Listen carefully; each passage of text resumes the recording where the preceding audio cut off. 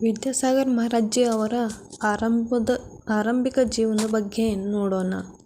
ವಿದ್ಯಾಸಾಗರ್ ಅವರು ಕರ್ನಾಟಕದ ಬೆಳಗಾವಿ ಜಿಲ್ಲೆಯ ಸದಲಗಾದಲ್ಲಿ ಹುಣ್ಣಿಮೆ ಶರತ್ ಪೂರ್ಣಿಮಾ 10 ಅಕ್ಟೋಬರ್ 1946ರಂದು ಕನ್ನಡ ಮಾತನಾಡುವ ಜೈನ ಕುಟುಂಬದಲ್ಲಿ ಜನಿಸಿದರು.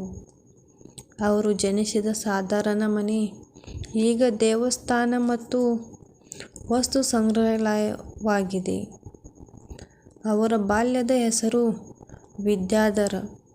ಅವರು 4 ಪುತ್ರರಲ್ಲಿ ಎರಡನೆಯವರಾಗಿದ್ದರು. ಹಿರಿಯ ಮಗ ಮಹಾವೀರ ಅಷ್ಟಗ್ಗೇಜಿ ಮತ್ತು ಕಿರಿಯರಾದ ಅನಂತನಾಥಜಿ ಮತ್ತು ಶಾಂತಿನಾಥಜಿ. ಬಾಲ್ಯದಲ್ಲಿ ಅವರು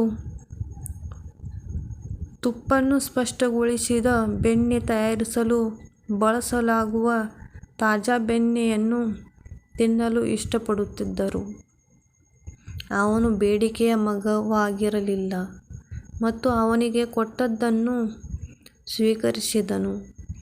ವಿದ್ಯಾಧರ ದೇವಸ್ಥಾನಗಳಿಗೆ ಭೇಟಿ ನೀಡುತ್ತಿದ್ದರು ಮತ್ತು ತಮ್ಮ ಕಿರಿಯ ಸಹೋದರರಿಗೆ ಧರ್ಮದ ತತ್ವಗಳನ್ನು ಕಲಿಸುತ್ತಿದ್ದರು. ಅವರು ಇಬ್ಬರು ತಂಗಿಯರನ್ನು ಅಕ್ಕ ಎಂದು ಕರೆಯುತ್ತಾರೆ. ಅವರು ಗಮನ ಹರಿಸಿದರು ಮತ್ತು ಅವರ ಅಧ್ಯಯನವನ್ನು ಕೈಗೊಳ್ಳಲು ಉತ್ಸುಕರಾಗಿದ್ದರು. ಬಿಡುವಿನ ವೇಳೆಯಲ್ಲಿ ಬಣ್ಣ ಹಚ್ಚುತ್ತಿದ್ದರು.